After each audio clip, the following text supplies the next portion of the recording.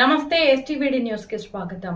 మదనంబేడు గిరిశంకర్లపై CPM దాడిని నిరసిస్తూ సత్యవేడులో rally నిరసనలో CPM Ramesh ను వెంటనే అరెస్టు చేయాలని స్థానిక పోలీస్ స్టేషన్ లో మదనంబేడు దళితులు ఫిర్యాదు.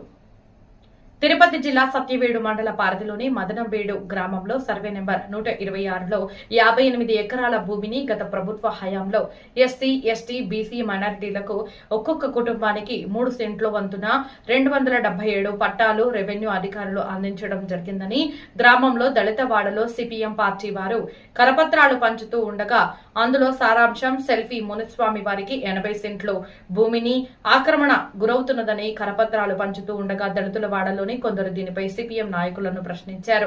ప్రతి ఒక్కరికి ఇంటి పట్టాల కొరకు 3 సెంట్లు ప్రభుత్వం ఇస్తే ఒకే కుటుంబానికి 80 సెంట్ల భూమి ఎలా వచ్చిందని నిలదీయడంతో వివాదం నెలకొంది. ఇందులో భాగంగానే జీర్ణించుకోలేని సిపిఎం నాయకులు గిరిశేఖర్లను అతి దారుణంగా కొట్టి గాయపరచడం జరిగింది అంటూ ధనపాల్ మీడియాతో చెప్పారు. అందులో భాగంగానే ఆదివారం నాడు సత్యవేడు తహసీల్దార్ కార్యాలయం నుండి స్థానిక గడియారం వద్దకు ర్యాలీగా వెళుతూ సిపిఎం డౌన్ సిపిఎం నాయకుడు రమేష్ దౌర్జన్యాలు అరికట్టాలని నినాదాలు చేస్తూ ర్యాలీగా పోలీస్ స్టేషన్ వరకు వెళ్లి స్థానిక పోలీస్ స్టేషన్ లో దాడి చేసిన సిపిఎం నాయకులు అరెస్టు చేయాలంటూ ఫిర్యాదు చేశామని వారు డిమాండ్ చేశారు. సిపిఎం పార్టీ సిద్ధాంతాల ప్రకారం అట్టడుగు వర్గాలైన ఎస్సీ, ఎస్టీ, గిరిజనులకు అండగా ఉంటూ పెత్తందారీ వ్యవస్థపై పోరాటం చేస్తారు. కానీ దీనికి విరుద్ధంగా సత్యవేడు సిపిఎం నాయకుడు రమేష్, అతని బృందం మదనంబేడు ఒకే కుటుంబం సెల్వి మునస్వామికి మద్దతుగా నిలవడం ఎంతవరకు సమంజసం అంటూ మీడియా ద్వారా మేము ప్రశ్నిస్తున్నామని పేర్కొన్నారు.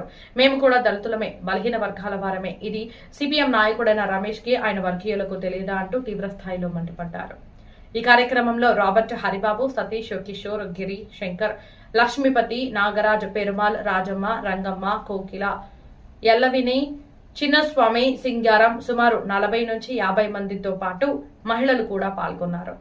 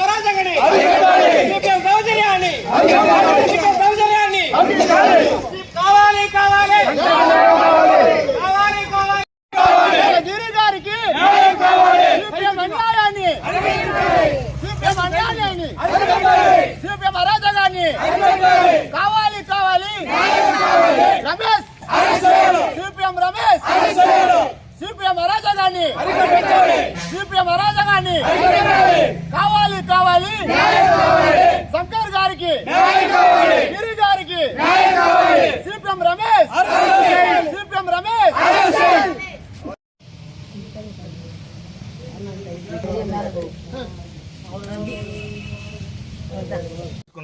ఆ స్థలాలన్నింటినీ కూడా మళ్ళీ కూడా మనము రీకాల్ చేసి లేని వాళ్ళకి పంచాలని చెప్పేసి గ్రామం పెద్దలందరూ ఒక రోజున వెళ్ళి మొత్తం క్లీన్ చేసుకోవడం జరిగింది. దీన్ని ఏం చేశారంటే వాళ్ళ యొక్క ల్యాండ్ను కూడా ఎక్కడ దౌర్జన్యం చేసేస్తారని చెప్పేసి మా మీద ఎదురు తిరగడం జరిగింది. ఎవరు వాళ్ళు? ఈ సెల్వి మునస్వామి వాళ్ళ తదితరులు వాళ్ళ చుట్టాలంతా వచ్చి వాళ్ళ మీదకి, అంటే ఊరు పెద్దవాళ్ళ మీదకి ఎదురు తిరగడం జరిగి వాళ్ళు నానా మాటలు మాట్లాడి దూషించడం జరిగింది. అది కూడా ఎలా వచ్చారంటే నార్మల్గా రాలేదు, తాగేసి వచ్చి నానా మాటలు మాట్లాడేసి వాళ్ళని దూషించారు. అయినప్పటికీ వాళ్ళ మీద ఏం దౌర్జన్యం చేయకుండా, వాడి మీద మాట్లాడకుండా వచ్చి పోలీస్ స్టేషన్లో క్రమశిక్షణగా కంప్లైంట్ ఇవ్వడం జరిగింది.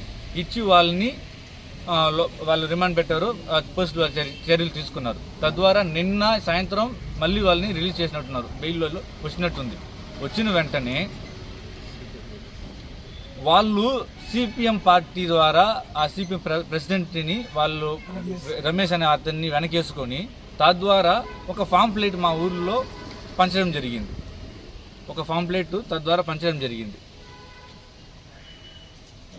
ఈ పాంప్లెట్ సారాంశం ఏంటంటే, ఈ సిపిఎం పార్టీ మదనబేడు గ్రామంలో ఒకే ఒక్క కుటుంబానికి చెందినట్టు మెన్షన్ చేస్తున్నారు. ఏమని మెన్షన్ చేస్తారంటే, అందులో సర్వే నెంబర్ 126లో 88 ఎకరాల్లో అదే రెవెన్యూ భూమిలో సెల్వి మునస్వామి అనేవారు 80 సెంట్లు భూమిలో గత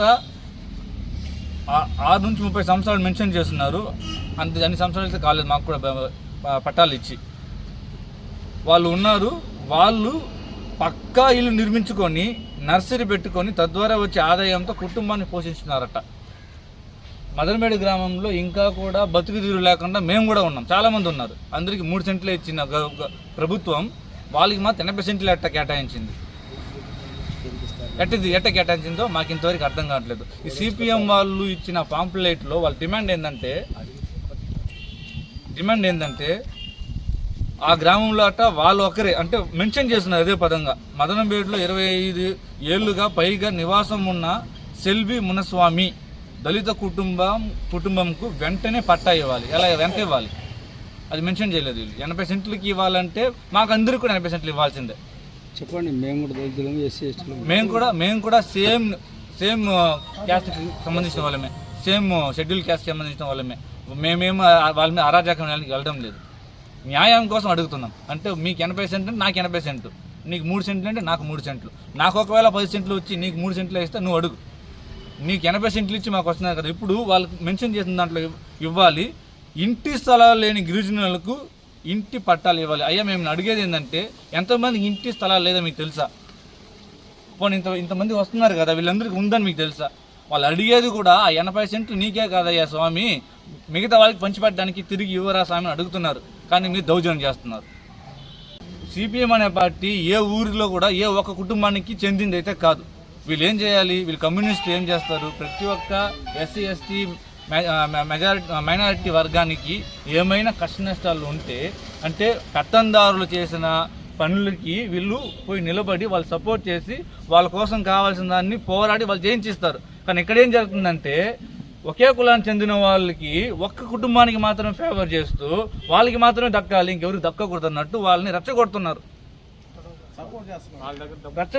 అదే మాకు వచ్చిన డౌట్ ఏంటంటే, ఒకవేళ 80 సెంటుల్లో ఈ సిపిఎం పార్టీ కార్యకర్తలకు కానీ, ఈ సిపిఎం పార్టీ ప్రెసిడెంట్కి కానీ, ఆయన రమేష్ గారికి కానీ ఏమన్నా చెయ్యి ఉందా, ఆయనకి ఏమన్నా భాగం ఏమైనా ఇచ్చారా వాళ్ళు, మాకేం తెలియట్లేదు.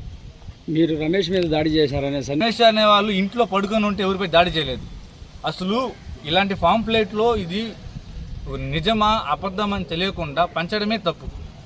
అసలు పంచేవాళ్ళు పైన మెన్షన్ చేయాలి కదా, 126లో ఎంతమందికి ఎన్ని సెంట్లు ఇచ్చారని చెప్పేసి మెన్షన్ చేయాలి కదా. ఒకరికే 80 సెంట్లు ఎట్లా ఇచ్చారు? పోనీ గ్రామ ప్రజలు ఎవరిని చెప్పండి, వాళ్ళకి ఒక 10 సెంట్లు వచ్చిందా అడగమని చెప్పండి. ఎవరికి ఏమైనా వచ్చిందా మీకు? అందరికి వచ్చింది 3 సెంట్లు అయితే మీరట్ట 80 సెంట్లు డిమాండ్ చేస్తారు. వీళ్ళకి ఏ హక్కు మీద వచ్చారు వీళ్ళకి? సరే, వాళ్ళు 80 సెంట్లు చేశారు కదా, గ్రామ ప్రజలందరూ అడుగుతున్నారు కదా, మీరు దాన్ని చర్చించాలి కదా, చర్చించి కదా మీరు పాంప్లెట్లు పంచాలి. ఏం చర్చించకుండా మీరు డైరెక్ట్గా ఎట్లా సపోర్ట్ చేస్తారు మీరు? అది దీని గురించి మాట్లాడుతూ నిన్న పాంప్లెట్ పంచుకున్నప్పుడు ఊరు పెద్దలు వాళ్ళు అడ్డుకున్న దాన్ని వాళ్ళు అడ్వాంటేజ్ తీసుకొని శంకర్ అనే ఒక వ్యక్తిని దౌర్జన్యంగా పట్టడం జరిగింది. ఆయన చేయి చేసి ఆయన హాస్పిటల్ పాలు చేస్తారు.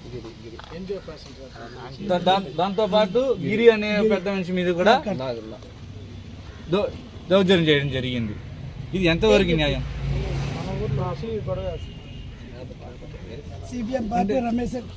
నాకు కొంచెం దీనివల్ల నేను చెప్తానండి. అంటే సిపిఎం పార్టీ అంటేనే ఇలా ఇలా ఒకే కుటుంబానికి ఒక ఊరికే ఉంటారా? దీంట్లో మీరు వాళ్ళు ఏం మెన్షన్ చేస్తున్నారంటే అయ్యా, సత్తేడు మండలంలో పేరడం, మదనంపేట, ఆంబాకం గ్రామాల్లో దళితులు, మేము దళితులమయ్యా. ఒకరే కాదు కదా, అందరం దళితులే, వచ్చిన ప్రతి ఒక్కరు దళితులే, పెత్తందారులు అయితే కాదు కదా. నువ్వు మెన్షన్ చేయాలి కదా. అంటే ప్రతి ఊరిలో ఒక్కొక్కరికి సపోర్ట్ చేసుకుంటున్నారా మీరు? ఒక్కొక్కరికి సపోర్ట్ చేసుకుని చేస్తుంటే దీన్ని కమ్యూనిస్ట్ పార్టీ అని చెప్పలేము కదా. ఫాసిజం ఉంటుంది మీ దాంట్లో, మీ ఒక్కరు సెల్ఫిష్నెస్ కనబడుతుంది కానీ ఎవరికి కూడా మీరు న్యాయం చేసే విధంగా మాకు కనబడడం లేదు. మీ ప్రధాన డిమాండ్ చెప్పండి, అంటే మా ముఖ్యమైన డిమాండ్ ఏం చెప్పండి. మా ప్రధాన డిమాండ్ ఏంటంటే దీని మీద ఫస్ట్ చర్చ చేసి వీళ్ళకు ఉన్నది ఎంత ఇచ్చారో గవర్నమెంట్ ద్వారా అడిగి దాని ఆ 80 సెంట్లను వాళ్ళకి 80 సెంట్లు వాళ్ళకి ఇవ్వరు, ప్రతి ఒక్కరికి 3 సెంట్లు ఇవ్వాల్సిందే. వాళ్ళకి 3 సెంట్లు తీసుకొని రిమైనింగ్ గ్రామానికి ఒప్పించమని చెప్పండి. ఇంకా పెళ్లి చేసుకుని ఎంతమంది ఉన్నారు? కొత్త పెళ్లి జంటలు ఉన్నారు, చేయలేపండి ఎంతమంది ఉన్నారు? కొత్త పెళ్లి జంటలు ఎంతమంది ఉంటే వీళ్ళకి ఇంటి స్థలాలు లేదు, వీళ్ళకి ఇంటి స్థలాలు లేదు. ఆ 80 సెంట్లో వీళ్ళకి ఇవ్వలేమా మేము? ఆయన కూడా లేదు, వీళ్ళందరికి ఇవ్వలేమా? వీళ్ళందరికి ఇవ్వాలి కదా. అంటే వీళ్ళు కూడా గిరిజనులే కదా, వీళ్ళేమో పెత్తందారులు అయితే కాదు కదా. సో వీటన్నిటిని గుర్తించుకొని సిపిఎం పార్టీ వాళ్ళు ఒక కుటుంబానికి సపోర్ట్ చేయడం కానీ, ఒకే ఒక ఇంటిని సపోర్ట్ చేయడం కానీ, అది పర్సనల్గా చేయడం కానీ ఉండకూడదు. మీరు చేస్తే న్యాయంగా చేయండి, లేకపోతే తప్పుకోండి.